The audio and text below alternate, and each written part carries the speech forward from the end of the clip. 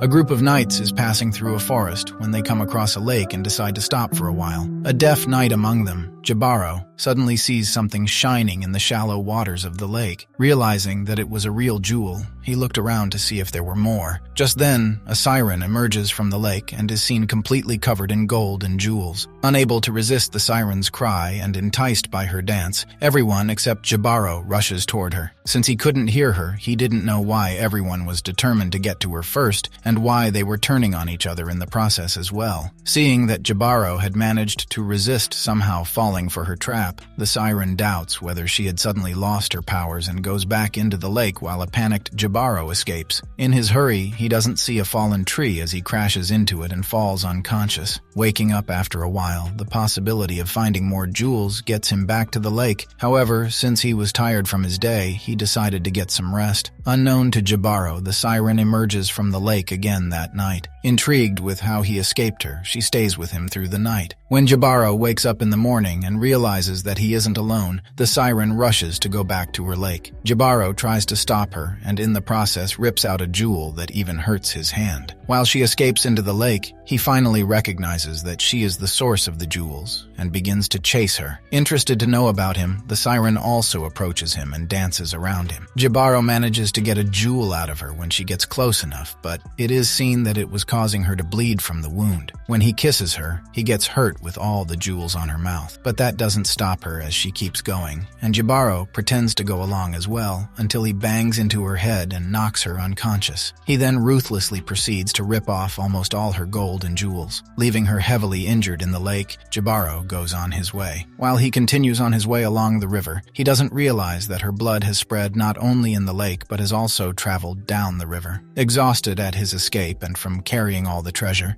Jibaro drinks from the river. Since the siren's essence had already mixed with the river's water, Jibaro's hearing is completely restored, almost like a miracle. Meanwhile, the siren emerges from the lake to realize that she has been stripped of most of her jewels. She expresses her anger and shame by letting out a shocked cry. This time, Jibaro cannot resist her voice. He gets drawn to her and eventually meets his end in the lake. She stops her shrieking when she sees that even without her jewels, she still has the power to end Jibaro. As he drowns to the bottom, it is seen that he is just one of the many victims the siren has claimed over all the years that she had been living in the lake.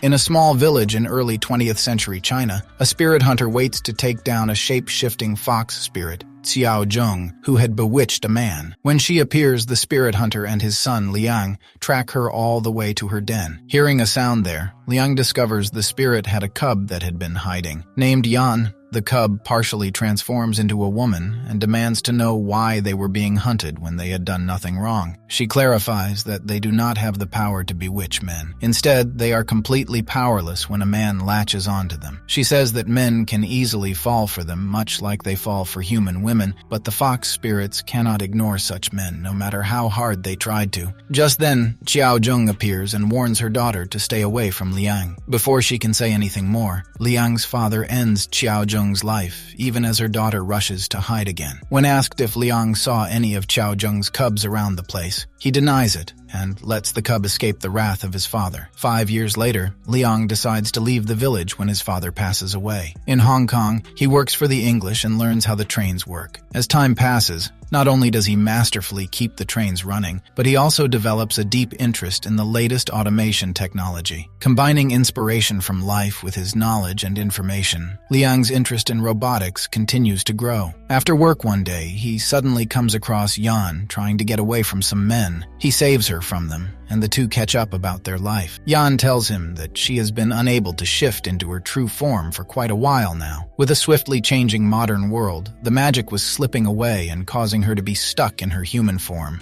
Completely powerless and unable to hunt, she feels like her life has become meaningless. A few weeks later, Yan comes looking for Liang at his place. Seeing that she looked scared and sad, he asked her what the matter was. Revealing her new robotic legs, she tells him of the governor who had been a good client of hers hers for a while. However, he had tricked her one day and surgically removed her legs and was planning to gradually replace her full body for the sake of his personal preference. Using his expertise, Liang then offers to completely transform Yan by building her a flexible metal body. It takes him a while, but when he is done, it allows her to finally shift into a robotic version of her true fox form. Thanking Liang for all his help, Yan then sets off in the night, powerful enough to get rid of all the evil in the city. When she spots a woman being ganged up on by some men, she goes over and intimidates them, and finally satisfies her hope of being truly capable of protecting the weak from the powerful. In the Siberian forests, a unit of the Red Army investigates the aftermath of an attack by a tribe of ghouls. With the toll of bodies at a minimum of 47, Lieutenant Zakharov and Sergeant Pavlovich set out to hunt the ghouls to end their terror. Based on the assumptions of one of their scouts, Okshin, they set out in the direction of the barrow of the ghouls. While their other teams are signaled about their decision, Pavlovich asks Zakharov if it is safe for them to approach the barrow on their own. He replies that he had the same concern that their team might not be able to survive if the number of ghouls they encountered was too many. However, their major had dismissed these doubts, saying that he had faith in the capabilities of his team. As the unit went further into the forest, they came across a few ghouls, and an intense fight began. While the Red Army suffers a few casualties, they are still able to outnumber the ghouls. While disposing of the remains, Okshin discovers the corpse of an agent of their secret police, Major Boris Grishin. It is while looking through Grishin's diary later that night that Zakharov comes across the notes on Operation Hades. Grishin was apparently an occultist on this secret mission to perform a black magic ritual to summon ghouls to fight for the Red Army. But something went seriously wrong with the ritual, resulting in Grishin's end and the rise of the terror of the ghouls. While Pavlovich is tempted to use this information to their advantage, Zakharov reminds him of their mission and tells him that pursuing the knowledge of Operation Hades would only end with the revelation of the mistakes of their superiors. Riding through the forest, the unit finally comes upon a large barrow the next day. Okshin accompanies the unit's ammunition specialist, Pogodin, to the barrow to assist him in setting things up in such a way as to seal the ghouls inside. While Pogodin works, Okshin suddenly senses the oncoming ghouls and urges that they leave soon. Narrowly escaping the ghouls, they are able to successfully exit the barrow, but unfortunately, the trap they had set backfires. Instead of sealing the barrow and the ghouls inside it, the barrow collapses on itself, which leads to the escape of the entire horde of ghouls. Seeing that they've been thoroughly outnumbered this time, Zakharov realizes that his unit would have to make their last stand there. Issuing orders for all their ammunition and explosives to be laid out to use, he orders a young soldier, revealed to be his son, to leave and relay a message to their major. He is instructed to get the major to completely burn down the barrow and its surrounding area to ensure that none of the monsters escape. While the unit hopes to slow down the progress of the ghouls,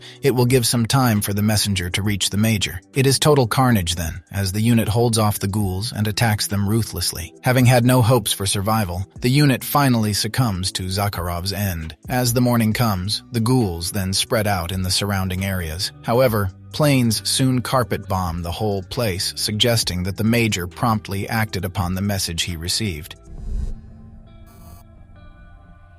Two U.S. Marines, Lieutenant Decker and Sergeant Sobieski, who are actually werewolves, are serving in Afghanistan when their convoy is attacked by the Taliban one day. Decker's supernatural senses enable his team to neutralize the threat. Back at camp for their meal, far from being praised for their efforts, the two get insulted by the others for being unnatural dogs. Later that day, Sobieski is assigned to the forward operating base. That night, Decker is woken up by the sound of gunfire, and he finds out that the firebase perimeter was attacked by intruders. Seeing that the relief convoy would take about an hour to go up the hill, Decker seeks permission to go there first. Knowing his strength and power, he is allowed to go, and he runs all the way to the base. However, once he reaches there and sees the destruction, he realizes that all the soldiers have been slaughtered by a werewolf. The next morning, Decker's commander orders him to track down the werewolf of the Taliban and bring him back alive. During his regular round across the town that day, Decker catches the same scent as the one he was looking for and spots an elderly man with a young boy. While he denies picking up any scent of his seniors, he notices that the two people have disappeared when he turns around to confirm his suspicions. emotions. That night, Decker sneaks out of camp and follows where his sense of smell takes him. He comes across the old man who throws him Sobieski's dog tag. Taking up his wolf form, he then attacks Decker, while the young boy also enters the fight as a wolf. Decker transforms as well, and a brutal fight ensues. Decker feigns being hurt and easily takes down the boy werewolf, but the older one proves to be a difficult target. However, determined to get revenge for his friend as well as all the other soldiers who lost their lives, Decker finally manages to end the old man as well. In the morning, he reaches the base heavily injured. Fed up about always being discriminated against and called an animal, he then resigns from his service. Claiming Sobieski's body, Decker leaves the camp and finds a final resting place for his friend on top of a beautiful mountain. Thanks for watching.